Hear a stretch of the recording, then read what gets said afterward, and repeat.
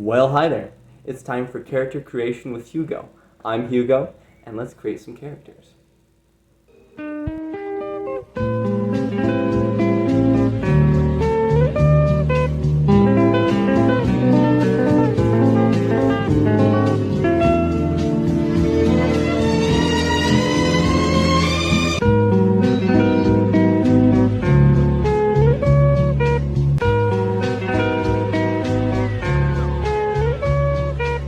Alright, the first of our episodes is going to be about silhouettes. Now, really, all of our episodes are going to be a little bit about silhouettes because here's the thing.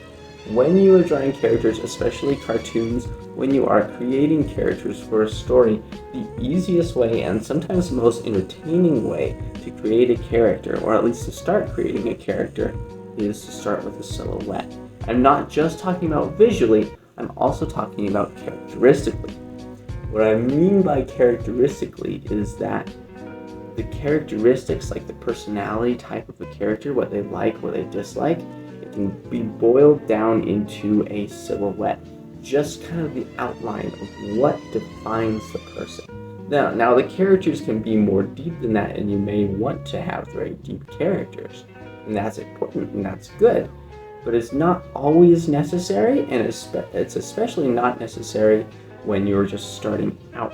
When you're starting out your story, when you're first starting to develop your characters, I've found personally it's a lot easier to develop those characters by creating a silhouette first and then building off of that and drawing in the details like the nose or the shape of the eyes or the color t-shirt they're wearing. That's all not part of the silhouette, that's part of the finer details.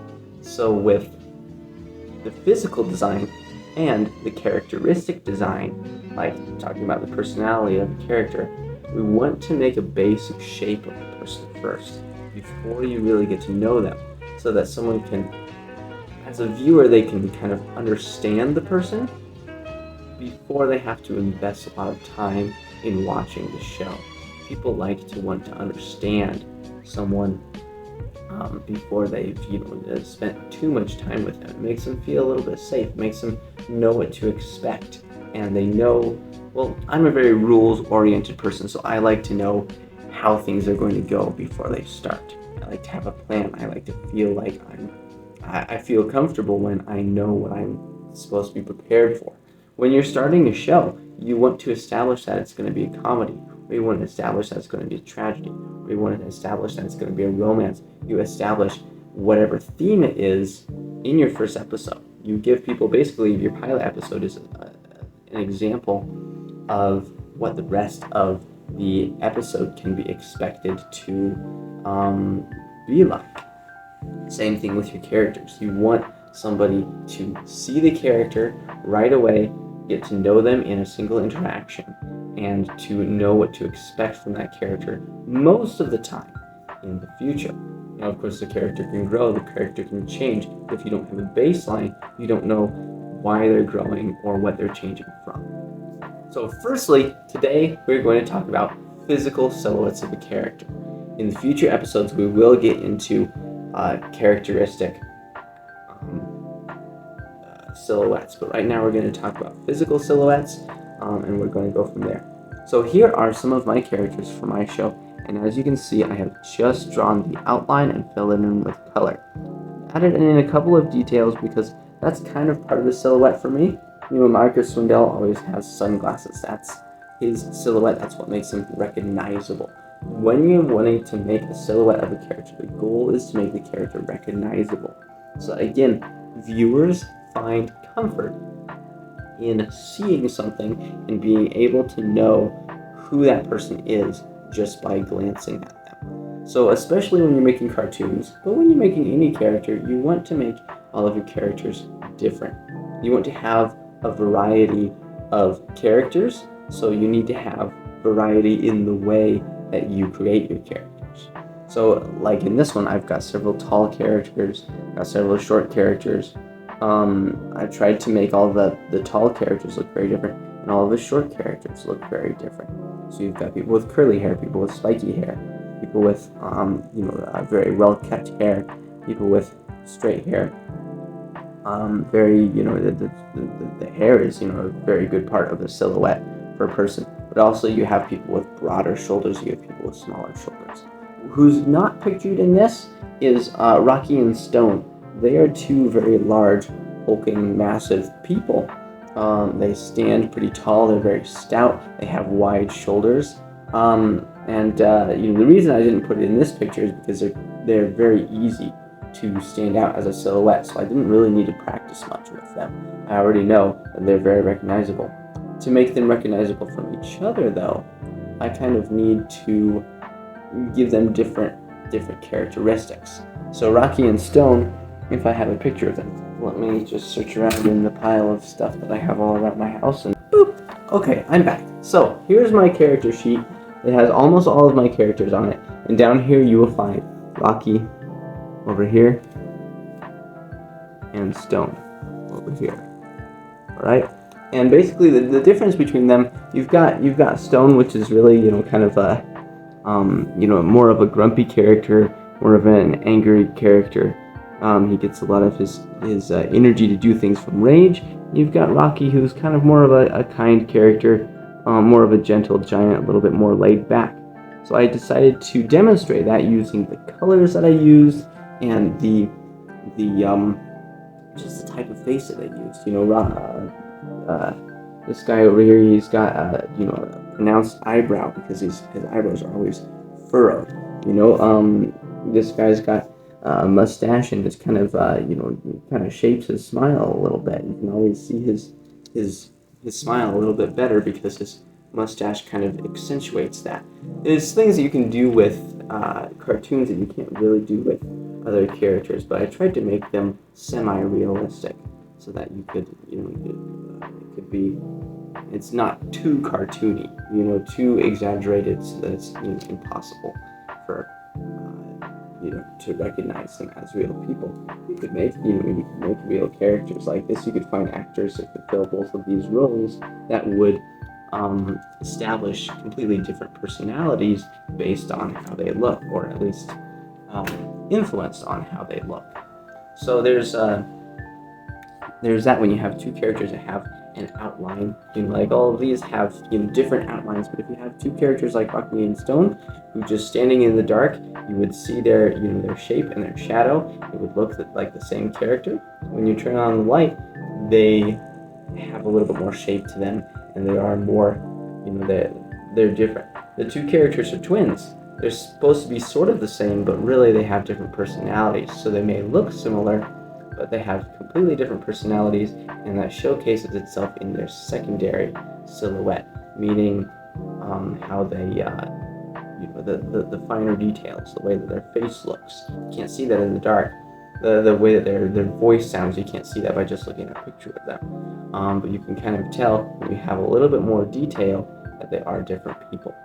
So the silhouette doesn't just go, with one layer. It can go with several different layers. You've got Marcus Swindell, who's got the cocky personality, so he's probably going to stand different from somebody who's kind of more humble, like the old blind dude over here.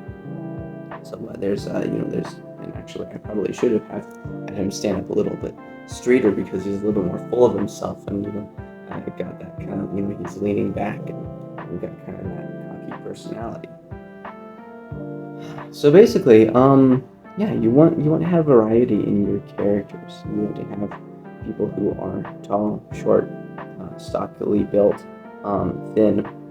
You want to make all of your different characters to be different so that they can be easily recognizable. Something that you can find that does this really well is usually teams of D&D characters. If you see someone draw their D&D team, they usually don't have all humanoids or all elves. They have one elf, one dwarf, one goblin, goblin. They have a dragonborn.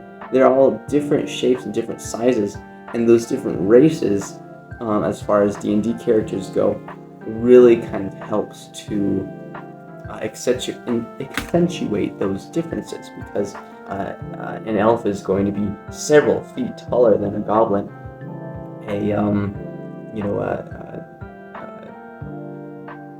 dragonborn is going to be much, much taller than a dwarf, and the elf is going to be thinner than a dragonborn. The dwarf is going to be heavier than a goblin, and all of those traits can help them in the skill that they have or in their fighting style. The dwarf is very stocky, he has short legs, he's not going to be expected to be someone who is going to be very fast or light on his feet, go for all the nimble missions. He's usually going to be the hard hitter because he's very grounded, he's got a low center of balance, he's got a lot of power beneath his punches. The elf is going to be usually a long-range weapon person because he's got a lot of muscle tonnage. He's very quick. He's got that strength, but in a different way. He's not going to be swinging an axe. That's not an elfish style. So that a lot of the time you can pick characters who are very different, and it kind of makes it a little bit more fun to watch because each of them is going to have a different way that they do things. If you have a whole group of characters, it's kind of sad sometimes to see modern movies like the Justice League. I'm not talking about the TV show, which was great because they had variety in the way that they attacked all of their enemies. But in the movie, you basically, Wonder Woman, she's gonna punch you. Superman, he's gonna punch you. Batman, he's gonna punch you. In the TV shows, Batman would throw a batarang, Superman would use his laser vision, Wonder Woman would use her lasso, and it would all be different and it would have variety.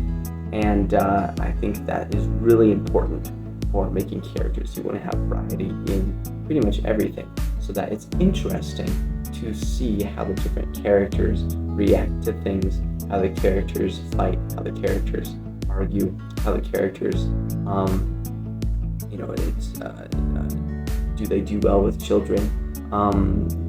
There's all different aspects of how making characters different can affect how they behave in different situations, and it can make the story more interesting just by having that variety.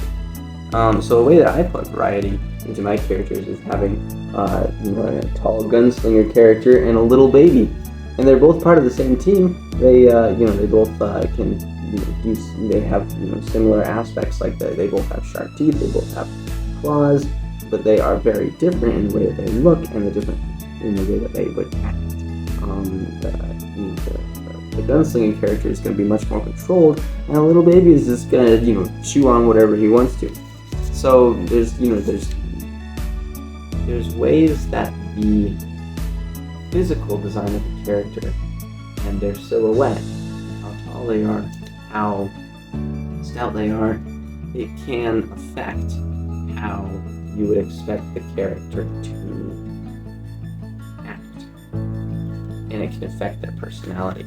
Now, I keep saying expect because sometimes that expectation can be used to subvert the viewer's expectations. So you can make someone think that there's an really tall, thin character. You can make them think that he's going to be light on his feet, and he's going to be the fastest one, and he's going to be athletic.